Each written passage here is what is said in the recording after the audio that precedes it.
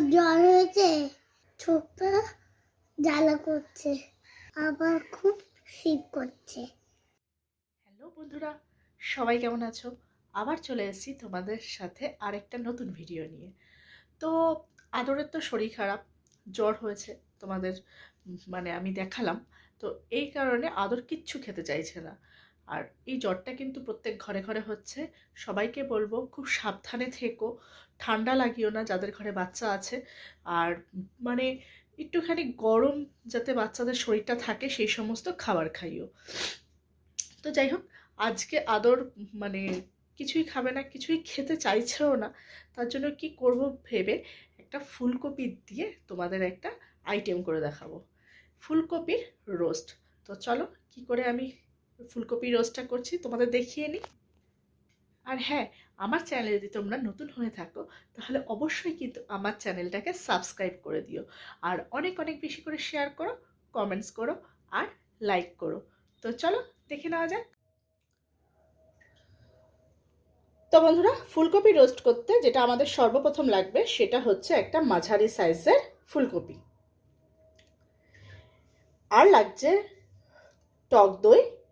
এখানে আমি হাফ কাপের মতন টক দই নিয়ে নিয়েছি। আর এখানে লাগছে চিনি, কাশ্মীরি মির্চ, এখানে লাগছে ধনে গুঁড়ো। ধনে গুঁড়ো 1 চামচ আছে, জিরে গুঁড়ো আছে হচ্ছে এখানে হাফ চামচের মতন হলুদ, এখানে 3টে কাঁচা লঙ্কা, নুন স্বাদ মতো।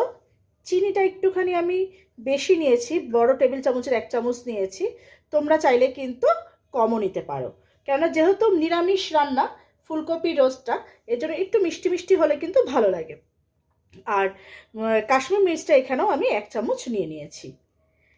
আর নিয়েছি হচ্ছে এখানে 10 থেকে 15টা কাজু বাদাম আর 4 মগজ 2 চামচের মতন। এটা কিন্তু আমি গরম জলে ভিজিয়ে রেখেছি, তাতে বাটতে সুবিধা হবে। আর এখানে নিয়েছি আমি 2 চামচের মতন আদা পেস্ট আর সাথে কাঁচা লঙ্কার পেস্ট। আর এখানে ফোড়নের জন্য নিয়েছি সাজিরে আর সাদা জিরে, তেজপাতা, 2টো এলাচ, একটুখানি দারচিনি আর 3-4টে লবঙ্গ। আর রান্নাটা কিন্তু ঘি আর সাদা তেলে করব আমি। তো চলো রান্নাটা কি করে করি সেটা আমি দেখাই তোমাদের। আর সর্বপ্রথম রান্নাটা শুরু করার আগে আমাদের যেটা করতে হবে সেটা হচ্ছে ফুলকপিগুলোকে ছোট ছোট করে পিস করে নিতে হবে।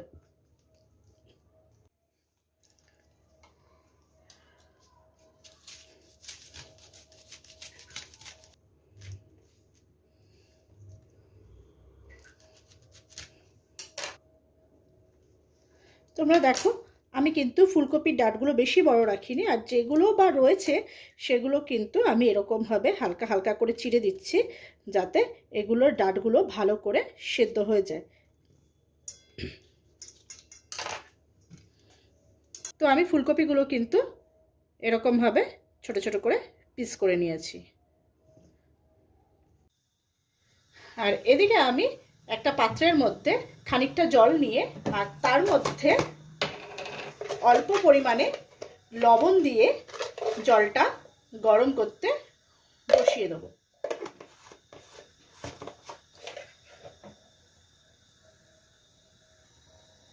আর জলটা গরম হয়ে গেলে ভালো করে যে ফুলকপিগুলো আমি কেটে রেখেছিলাম সেগুলো একটু ধুয়ে নিয়েছি আর এই জলের মধ্যে দিয়ে দেবো। আর গ্যাসের ওভেনটা বন্ধ করে দেবো।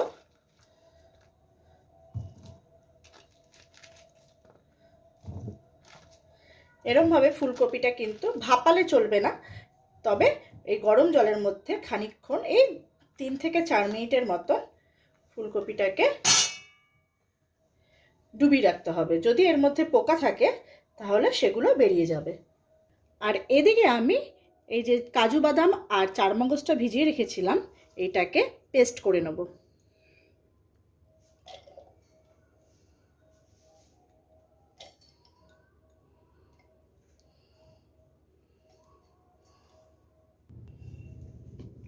তো এই যে আমি ভালো করে পেস্ট করে নিয়েছি। তো এইবার ওভেনে আমি কড়াই বসিয়ে দিয়ে তার মধ্যে কিছুটা সাদা তেল দিয়ে দেবো। আর তেলটা গরম হয়ে গেলে ফুলকপিগুলো ভাজতে বসিয়ে দেবো।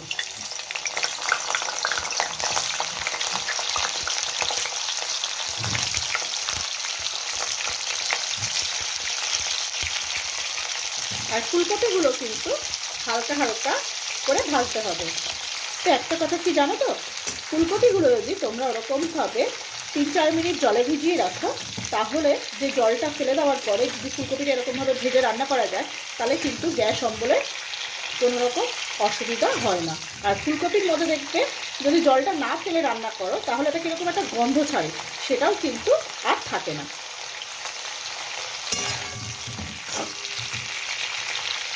তো ফুলকপিগুলো আমরা হালকা লাল লাল করে ভেজে নিই। তো এইবার এই যে টক দইটা নিয়েছি, এর মধ্যে এই সমস্ত উপকরণগুলো মিশিয়ে দেবো।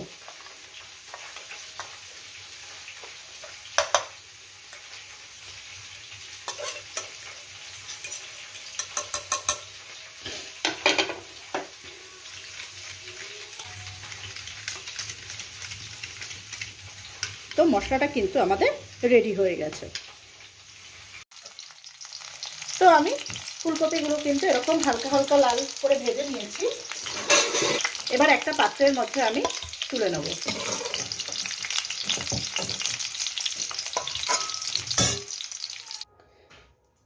আর এরকম হালকা ভাজা ফুলকপির ওপরে আমি কিন্তু এই যে রোস্টের পেস্টটা করে রেখেছিলাম আগের থেকেই, এটা আমি দিয়ে দেবো।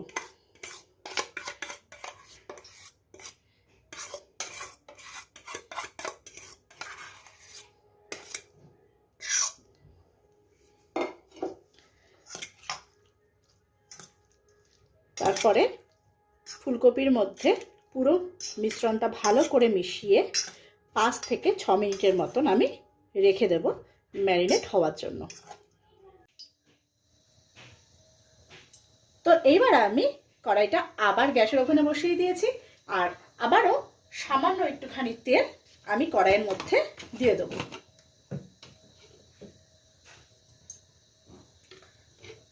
আমাদের ফুলকপি ভাজার আগে খানিকটা তেল ছিল, আর তার মধ্যে আমি আরেকটু তেল দিয়ে দিলাম।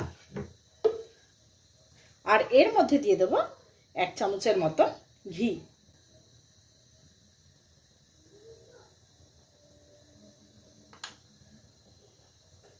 ঘিটা দিলে কিন্তু ফুলকপি রোস্টের যে ফ্লেভারটা হয়, মানে স্বাদ বলো গন্ধ বলো, সব কিছুই কিন্তু খুব সুন্দর হয়। তো এরপরে আমি এর মধ্যে সাদা জিরে আর সাজিরেটা দিয়ে দেবো। আর তার মধ্যে তেজপাতা, এলাচ আর লবঙ্গটা দিয়ে দেবো।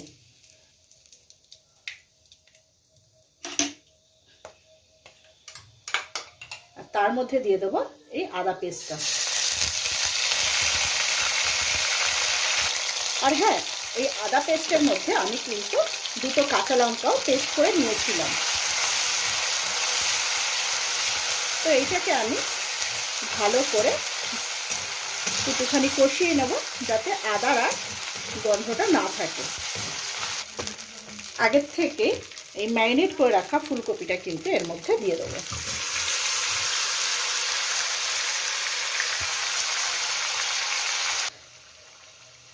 আর এর মধ্যে ম্যারিনেট করে রেখেছিলাম যেই পাত্রটিতে, তার মধ্যে খানিকটা লেগেছিল, সেটাও কিন্তু আমি জল দিয়ে ধুয়ে দিয়ে দিলাম।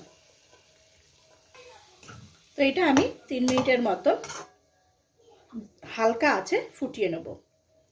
তো ওপর থেকে আমি হালকাভাবে একটা ঢাকা দিয়ে দেবো। আর এরকমভাবে আমি কিন্তু 2 থেকে 3 মিনিটের মতো ফুটতে দেবো।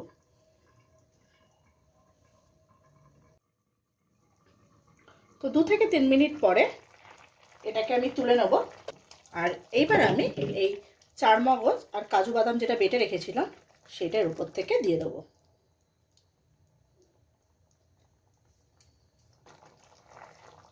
আর মিক্সির বাটিতেও খানিকটা কাজু বাদাম বাটার যে লেগেছিল, সেটাতে আমি জল দিয়ে সেই জলটাও এর মধ্যে দিয়ে দেবো।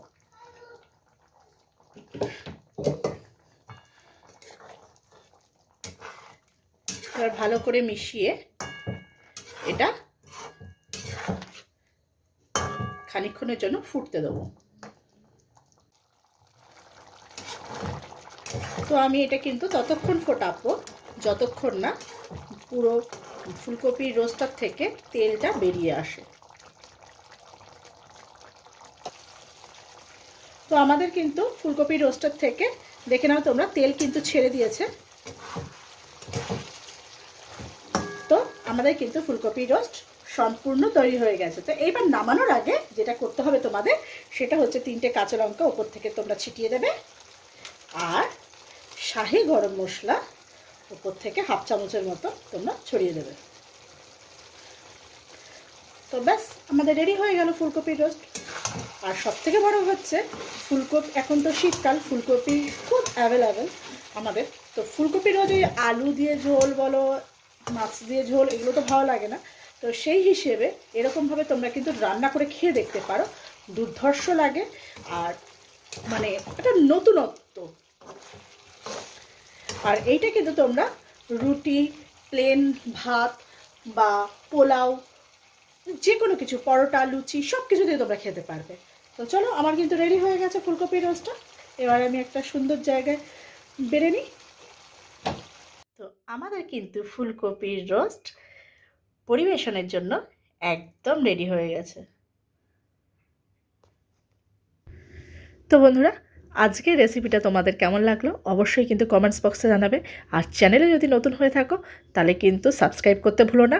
অনেক অনেক বেশি করে আমাকে সাপোর্ট করো, আর এরকমভাবেই পাশে থেকো। তো আজকের জন্য এখানেই শেষ করছি, আবার দেখা হবে পরের একটা ভিডিওতে।